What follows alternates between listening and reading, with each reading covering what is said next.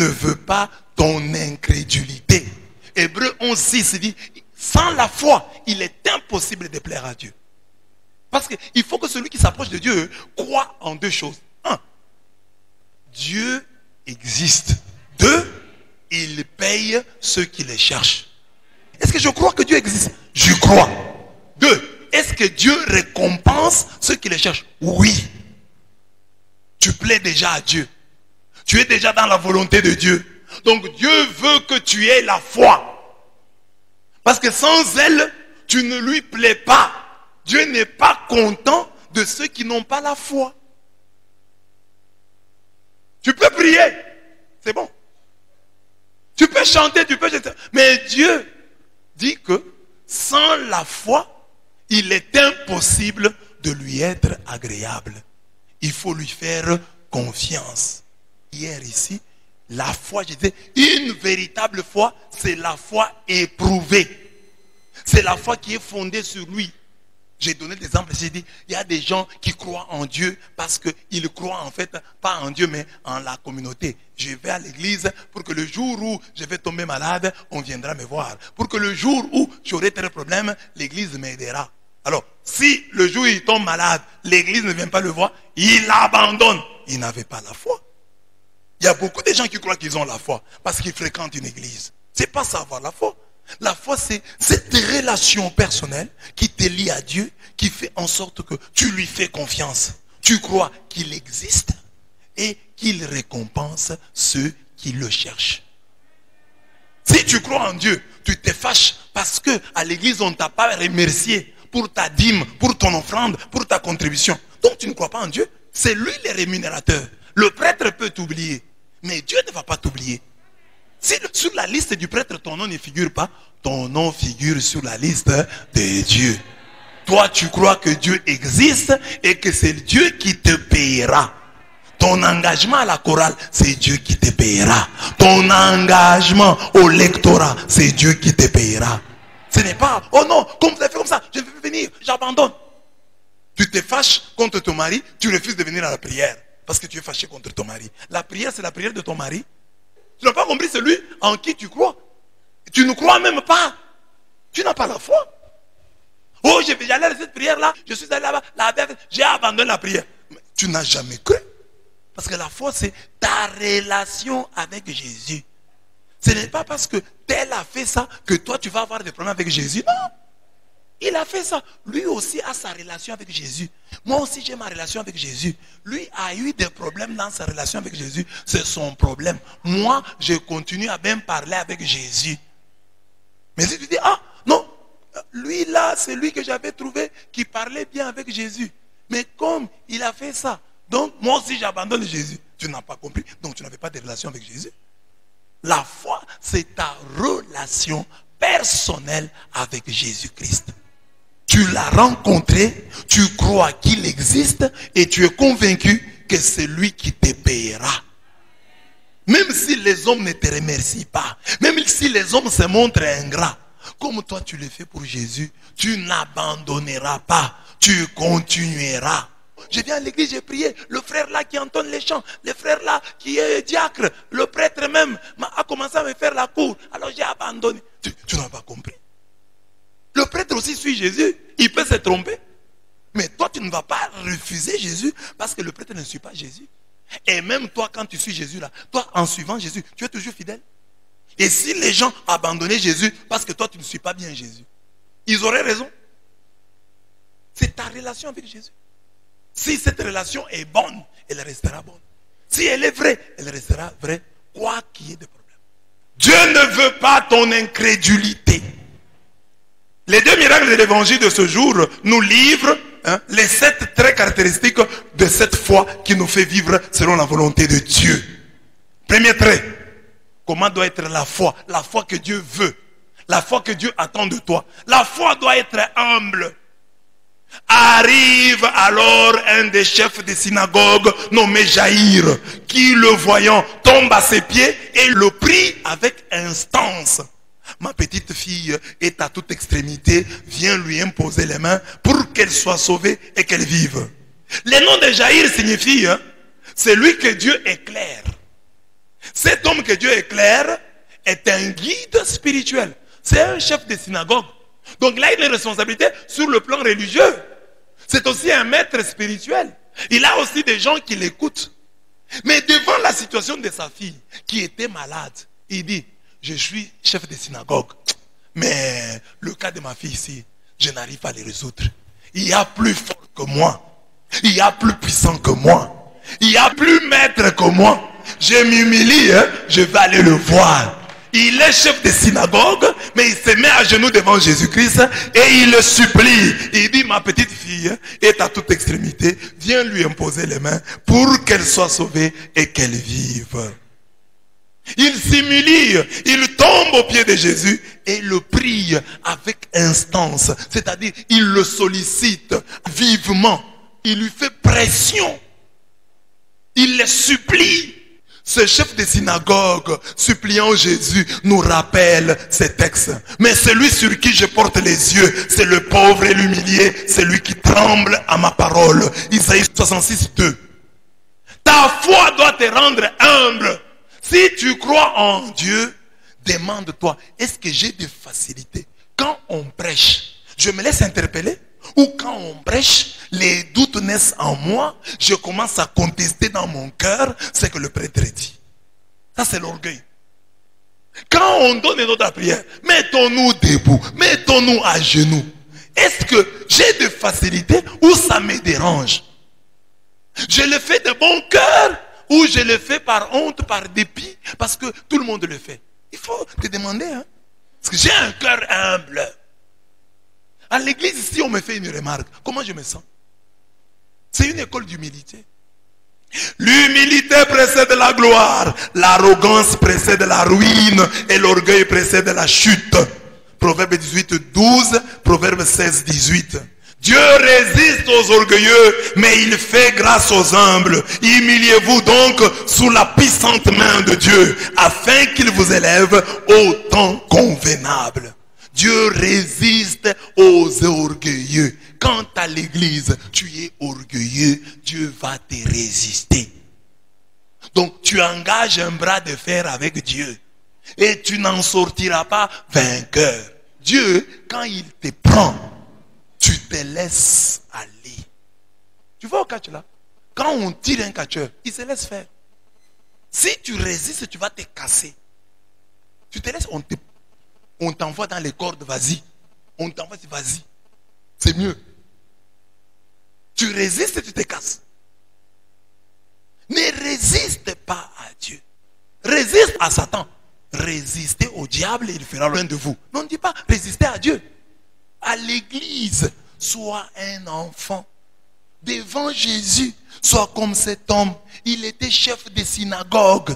Mais il a dit ici, la vie de ma fille est en jeu. Je n'ai pas à faire le gros dos. Ici, je dois me soumettre à ces médecins des médecins, à Jésus-Christ qui a la solution aux problèmes qui taraudent ma conscience. Je dois m'abaisser. C'est ça le comportement qu'il faut avoir. Il y a beaucoup de gens qui viennent à l'église et qui considèrent que l'église, c'est l'affaire du curé, c'est l'affaire des acolytes, c'est l'affaire des chantres, c'est l'affaire des dirigeants. Il peut venir à l'église, avoir une attitude pour montrer au curé qu'il est fâché, pour montrer aux dirigeants de la chorale. Ce n'est pas l'affaire du curé. Tu es devant Dieu. Devant Dieu, tu dois t'abaisser. Par exemple, tu es assis à côté de celui-ci, vous avez eu des problèmes. Alors tu dis, bon, si je commence à rire, il peut penser que je suis joyeux et qu'il n'y a pas de problème. Je vais garder toujours ma colère. Dites à votre voisin, tu n'es pas humble. L'humble, c'est celui qui vient, ah, ici, qui m'écoute. C'est pas l'abbé. Qui m'écoute, c'est Dieu. Et Dieu est en haut. Pour que Dieu me bénisse, il faut que j'ai une attitude humble. Amen. Amen. Il y a parfois des gens qui viennent à l'église avec des décisions. Aujourd'hui, je ne vais pas danser. C'est une mauvaise décision. Tu montres que tu n'as pas besoin de Dieu. L'aide de Dieu, tu t'en fous. Parce que si tu as besoin de Dieu, tu vas t'humilier. J'ai des problèmes avec les choristes. Alors, tu as des problèmes avec les choristes, tu ne chantes pas bien pendant toute la messe. Donc, ça c'est un élément très important. Quand dans une église, quelqu'un comprend, je peux être diplômé, je suis médecin, je suis ceci, je suis là, mais devant Dieu, je ne suis rien. J'ai un état de besoin. Parfois, je fais sur Internet, il y a des dictionnaires, dictionnaire des maladies. Tout est un dictionnaire, c'est mal les maladies. Mais alors, s'il y a un dictionnaire des maladies, pourquoi toi tu échappes à toutes ces maladies? Et il y a des maladies graves, des maladies dont le nom seulement t'effraie. Mais toi, tu es devant ces dieux-là, qui a les dictionnaires et qui peut dire maladie telle, va là-bas. Ou quand la maladie vient, attends, je laisse. Tu joues avec ces dieux-là. Ça devait nous aider. J'ai déjà donné beaucoup d'enseignements ici pour nous inviter à l'humilité. Mais je vois toujours des gens orgueilleux. Il y a toujours des gens orgueilleux. Quand tu réfléchis seulement que dans ton ventre il y a du caca, que tu as de l'urine, toi là, un homme sérieux, tu as du caca dans le ventre. Ça doit te rendre déjà humble. Comment moi, un homme, à mon âge ici, avec mon diplôme, j'ai le caca dans le ventre? Non, je dois être humble. Tu as l'urine, tu as le crachat, c'est en toi. Parce que le crachat là, quand tu craches, ça ne vient pas d'ailleurs, ça vient de toi. Donc c'est en toi. En tout cas, moi je médite beaucoup sur l'humilité. Et j'ai dit, au moins, quelqu'un peut être orgueilleux devant un homme, son frère. Mais quand il se retrouve devant Dieu, non, il n'y a pas de quoi. Devant Dieu, tu refuses de te mettre à genoux. On dit lever les mains, toi tu refuses de lever les mains. Toi tu sens que tu es lourd. Nous blaguons avec Dieu. Aujourd'hui, parce que tu marches comme ça, tu crois que c'était ta force. Dieu peut te bloquer. Dieu peut te compliquer la vie.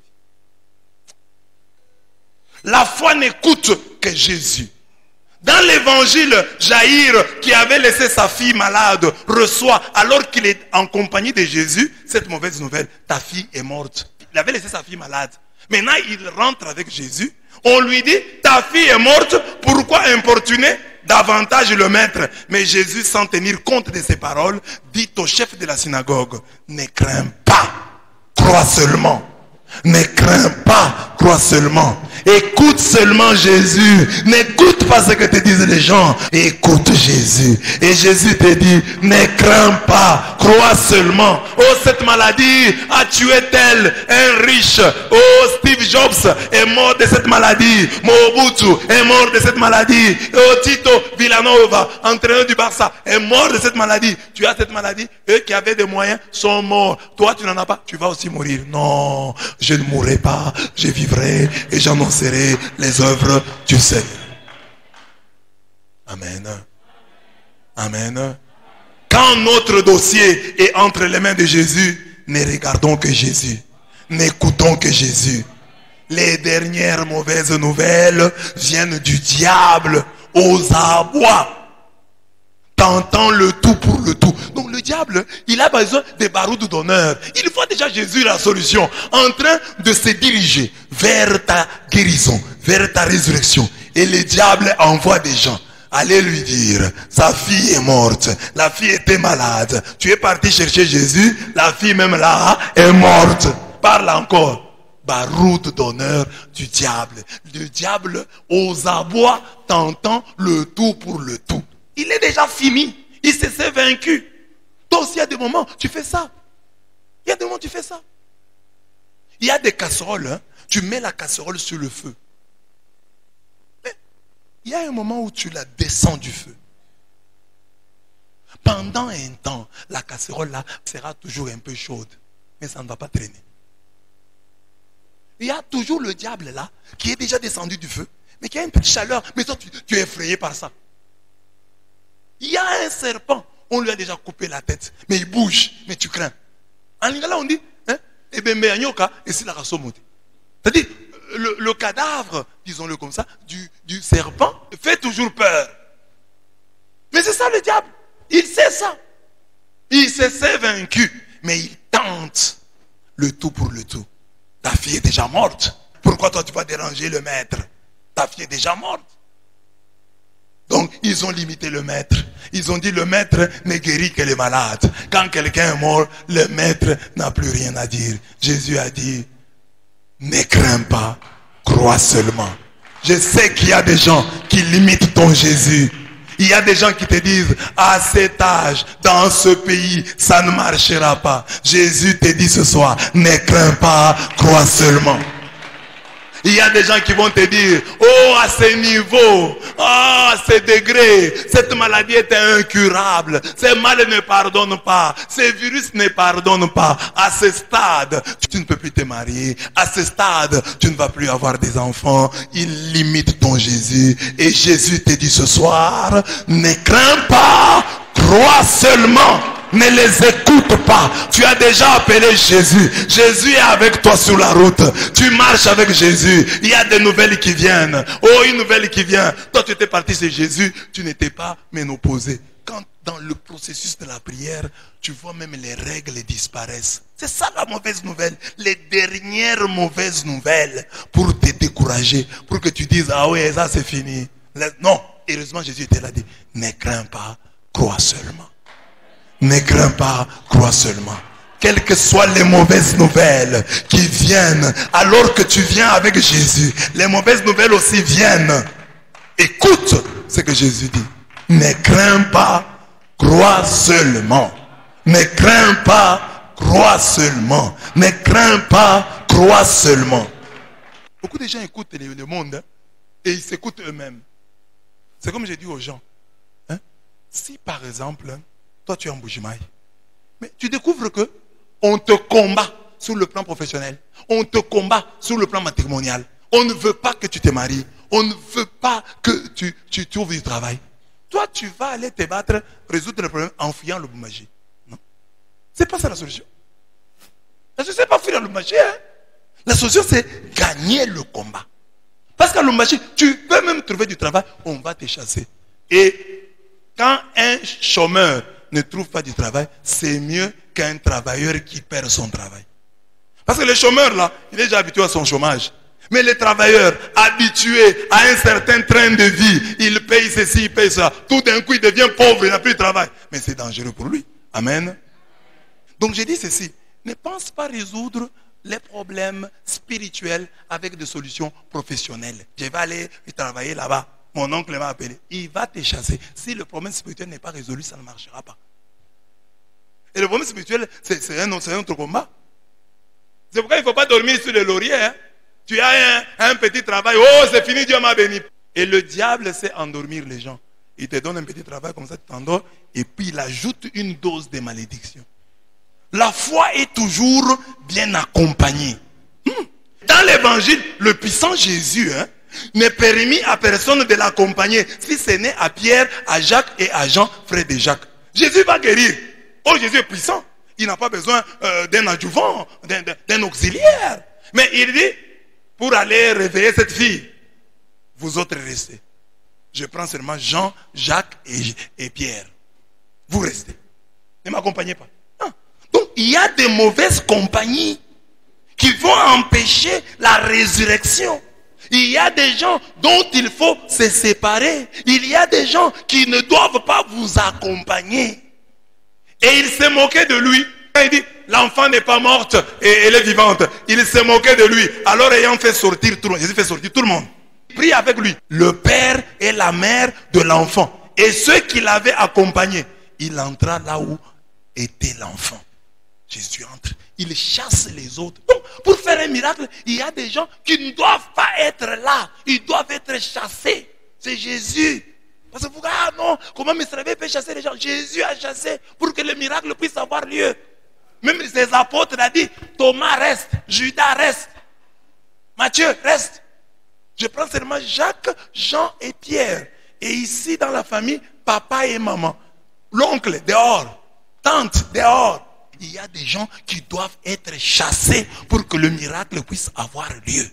Et c'est normal. Quand tu es chrétien, à la paroisse on dit tel et tel sont chassés de la paroisse. Il faut dire Amen. C'est pour que le miracle puisse avoir lieu.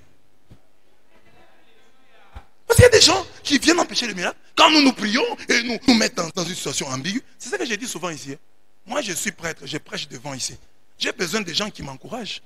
Même si je suis un homme de Dieu, j'ai besoin des gens qui encouragent. Quand je parle, quelqu'un montre une bonne attitude, il prend note, je considère que non, ça que j'ai dit est important.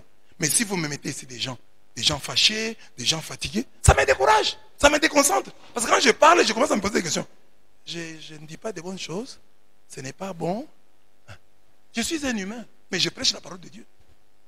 Alors, il y a des gens qui vont empêcher le miracle. Les miracles que nous cherchons peuvent être bloqués par des amis que nous côtoyons.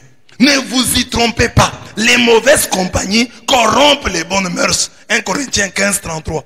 En matière de foi, mieux vaut être seul que mal accompagné. Avec les moqueurs, pas de bonheur. Il y a des moqueurs, vous êtes une église de moqueurs, des gens qui ne prennent rien au sérieux. J'ai déjà prêché ici. La prédication, il y a un point qui peut être ton point. Là, si tu dis Amen, Dieu te bénit, ta vie change. Et le diable voit que c'est ton point qui arrive. Il te propose, va un peu prendre de l'air, tu as chaud. Et toi, tu tombes dans son piège, tu sors, ton point passe. Ton point passe. Mais pour croire en ça, il faut être un homme de foi. Quand tu n'es pas un homme de foi, tu ne peux pas croire que ces choses-là sont vraies. Ah, est-ce que la parole, il peut y avoir une partie de la parole qui est pour moi. Les démons là qui étaient à l'église, quand Jésus prêchait, Jésus a commencé à prêcher, les démons n'ont pas réagi. Les démons ont réagi à un certain moment. À un certain moment de l'enseignement. Qu'est-ce que Jésus a dit? Qu'est-ce que Jésus a fait? Jésus doit avoir fait quelque chose. Jésus doit avoir dit quelque chose. Il y a eu une parole qui l'a réveillé, qui a réveillé le démon qui dormait. Soyez donc bien accompagnés. Que Dieu chasse de votre existence tous ceux qui peuvent bloquer votre miracle. Que Dieu les chasse de votre existence. Même si vous pensez qu'ils vous sont indispensables. Ou bien sortez de leur vie, ou bien que eux sortent de ta vie. Il n'y a pas moyen de faire autrement. Il faut que Dieu lui-même balaye. Il faut dire à Dieu, Seigneur, moi je n'ai pas la force. Je ne saurais pas. Qui dois-je balayer de ma vie? Alors, moi je ne sais pas. Je crois que tout le monde est bon avec moi. Mais je dois balayer. Balaye. Ça me fera mal, oui. Mais balaye. La foi, c'est que les pleurs sont des bruits. Jésus arrive, trouve les gens en train de pleurer. Il dit, pourquoi vous faites du bruit? On ne fait pas du bruit. On pleure. C'est du bruit. Depuis que vous avez commencé à pleurer, vous l'avez ressuscité? Non. Donc c'est du bruit. Dans l'évangile, Jésus et son précaré arrivèrent à la maison du chef de la synagogue, où Jésus vit une foule bruyante et des gens qui pleuraient et poussaient des grands cris. Ils pleuraient et poussaient des grands cris. Il entra et leur dit, pourquoi faites-vous du bruit? Et pourquoi pleurez-vous? L'enfant n'est pas morte, mais elle dort. Mais la Bible dit que ces gens-là, qui pleuraient, quand Jésus a dit, l'enfant n'est pas mort, ils ont commencé à se moquer de Jésus. Alors, expliquez-moi comment ils sont passés des larmes aux moqueries. Donc, ils ne pleuraient pas. Ce sont des farceurs. J'ai vu sur France 24, une dame. Quand on montre le début de la vidéo, elle pleure, tu vas penser qu'elle est éprouvée. Et c'est ça son rôle. Elle est payée pour ça. C'est une pleureuse professionnelle. Donc, vous lui donnez l'argent, elle vient pleurer à votre deuil. Il se leurre, c'est lui qui croit trouver son bonheur par des pleurs.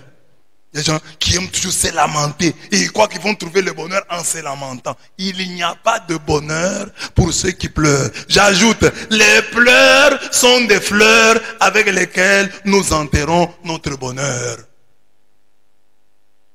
Hein? Quand tu pleures là, hein, ce sont les fleurs que tu viens déposer sur la tombe de ton bonheur. Ne pleure pas. Ne pleure pas. Ne pleure pas. Prononce plutôt des rhémas. Je ne mourrai pas, je vivrai. J'annoncerai les œuvres de l'Éternel. Donc, la foi renonce au bruit et au cri. Elle prononce des rhémas. Les rhémas sont des paroles de vie. Paroles de vie. Des paroles de vie. Des paroles puissantes. Des paroles performatives. Les rhémas. L'enfant n'est pas morte, mais elle dort. C'est ça que Jésus dit. Jésus ne pleure pas, mais il prononce une parole de vie, un rhéma. Hein? L'enfant n'est pas morte, elle dort. Dans des circonstances pareilles, presque semblables, Paul eut recours à ce même rhéma. L'enfant est tombé de l'étage pendant la prière et il est mort. Paul arrive. Au lieu de pleurer, il prononce une parole. Ne vous troublez pas, car son âme est en lui. et on a laissé l'enfant dormir. Et puis après, le matin, on l'a réveillé, on est parti avec, il n'était plus mort, il était ressuscité. Prononcer des rhémas au lieu de pleurer. Prononcer des rhémas, prononcer des paroles de vie, des paroles victorieuses. Il y a une situation difficile, sortez un rhéma. Mon rédempteur est vivant, il s'élèvera le dernier. Dieu ne m'abandonnera pas, Dieu ne me délaissera pas. Dieu est avec moi comme puissant vainqueur. L'impossible n'est pas mon Dieu. Mon Dieu s'élèvera, mon Dieu agira. Le diable, c'est un terroriste. Il te montre un truc, comme ça tu cries. C'est pourquoi beaucoup de médecins doivent être des hommes spirituels. C'est-à-dire qu'il faut une certaine maîtrise. Quand toi tu vois, on amène un homme. Oh non, ça c'est fini. Ça, vous êtes venu en retard. L'homme meurt. Mais il faut des médecins qui prononcent des rhémas.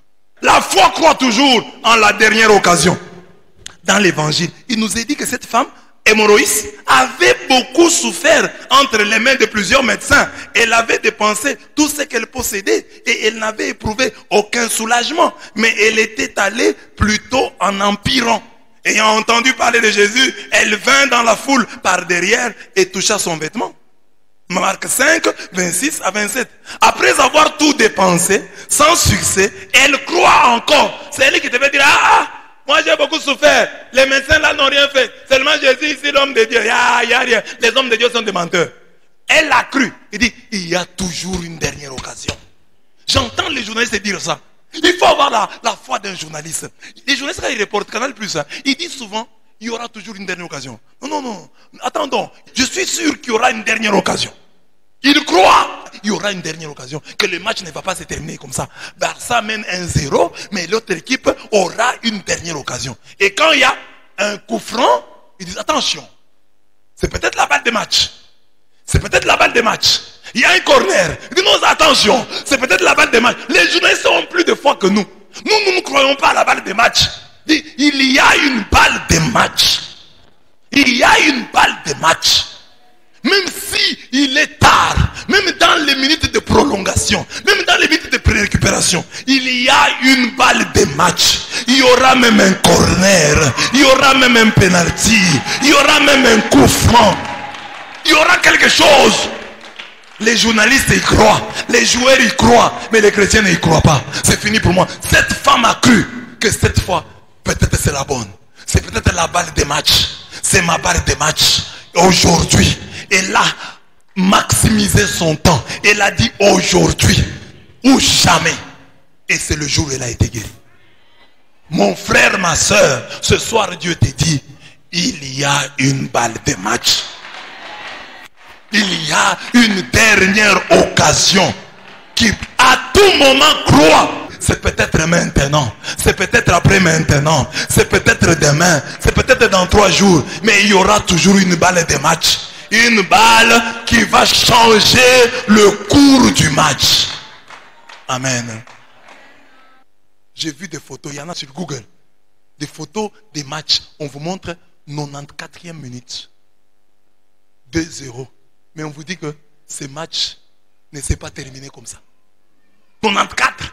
On a récupéré ça 6 minutes. Donc 94 minutes. Quand on a montré 0-0 là, à la 94 minutes, autant de secondes, ils ont marqué. À la 95, ils ont marqué. À la 3-2, ils ont gagné.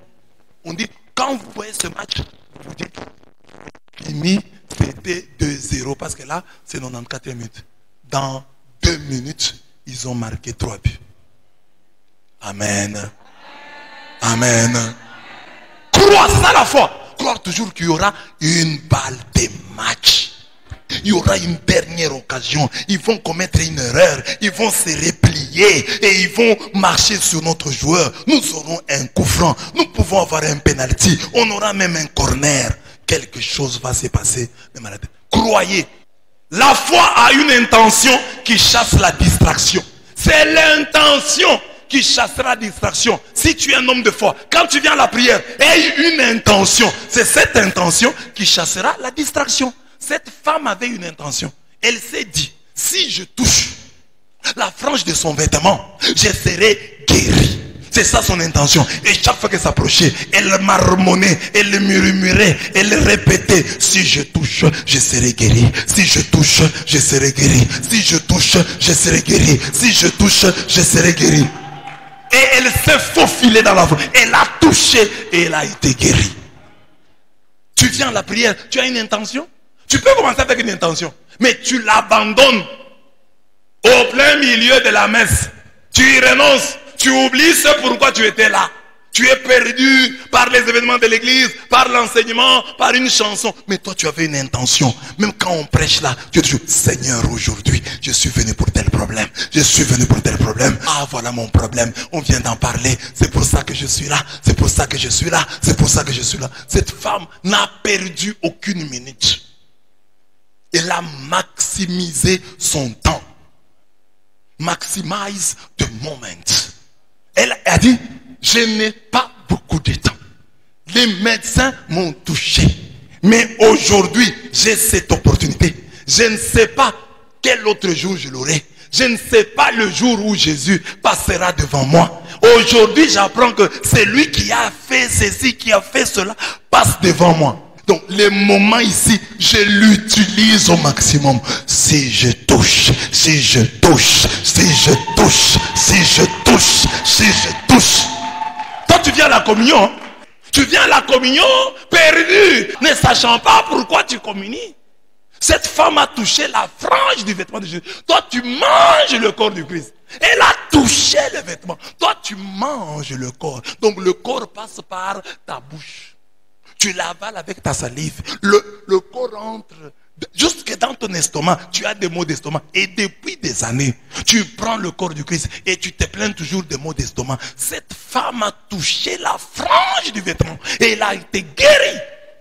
Parce que l'intention a empêché la distraction. Toi, c'est la distraction qui vole l'intention. Tu es à l'église et tu voyages. Tu étais déjà à Kinshasa. Tout à l'heure, là, tu viens de Lubumbashi. Et tu étais parti en Europe. En quoi est-ce que tu es différent d'un sorcier? Toi, tu n'as pas l'interdiction de toucher Jésus. Mais elle avait l'interdiction. Elle a violé donc une parole de Dieu. Elle a compris que Dieu est plus grand que la Bible.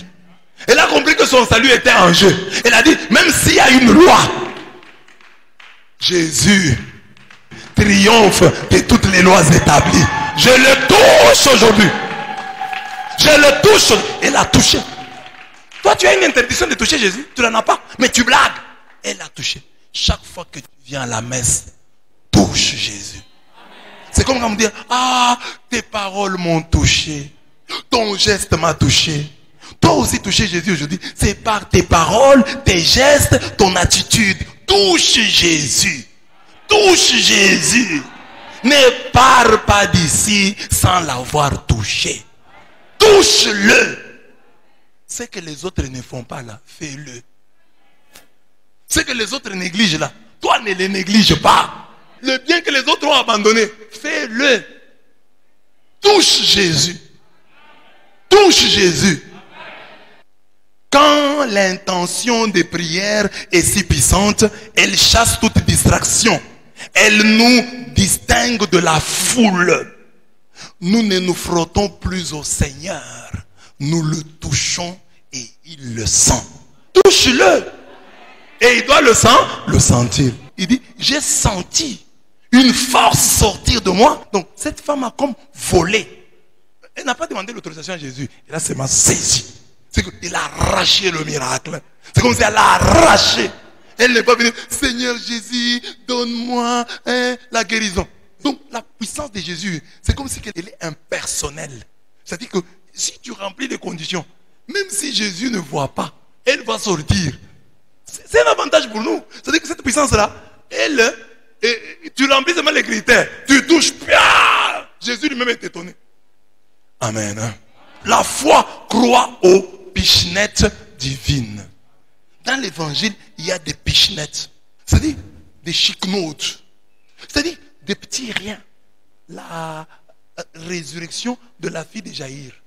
Jésus va là-bas et dit Koum. Et la fille ressuscite de 12 ans.